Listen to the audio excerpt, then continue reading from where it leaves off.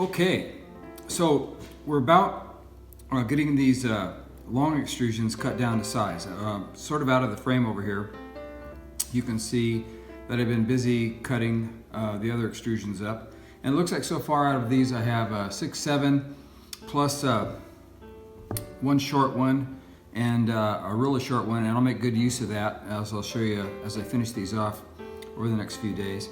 But for now, what I want to do is show you how I got about cutting these down. Now, this one's the last one, and before I do any of the cutting like this over here, what I want to do is true up this this cutoff end. I got it pretty straight, but it won't be good enough for what I want to do. Now, in all my cutting, I think you can see that pretty well. This is what's called a speed square. It's used in carpentry a lot. It's one of my favorite tools, especially for this, when I'm cutting down the extrusions.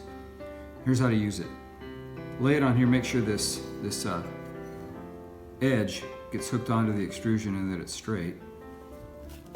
And then use a, what is it, a half rib or whatever they call it. I've been using this one for years. I've been through several of these because the edges get worn off. At any rate, you draw it through like this and get pretty close to getting it all the way through, and quickly turn over and do this on each of the 4 sides to yield yourself a nice squared up end. I'll try to do this real quick. You know, obviously make sure that your square gets lined up correctly with its edge, otherwise everything's going to get thrown off. Don't worry though, if things are a little bit off, you're going to get a chance to true it up later on, but this one is squarer now. Looks pretty good, and we can do the rest of the cutting. I'm making these boxes each 4.5 inches long, or as many as I can.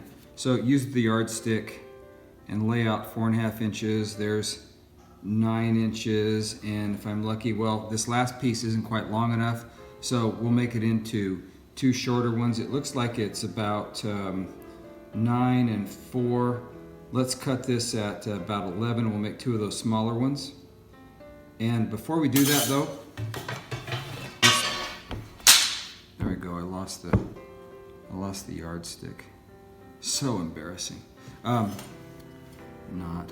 Anyway, before I want to square up this end, and before I cut all the other pieces off, it's easier, much easier, to do truing up of these edges while you have a whole extrusion that you can lay your square on. So there's a tip, is true up both ends like I'm doing now, and then we'll finish the cuts. So here's the last one, and I'm gonna get that out of the way. That'll go over in the scrap pile. All right, so now I have those cut, and my little marks are still available. Turn this back around, and now let's do some of this cutting. So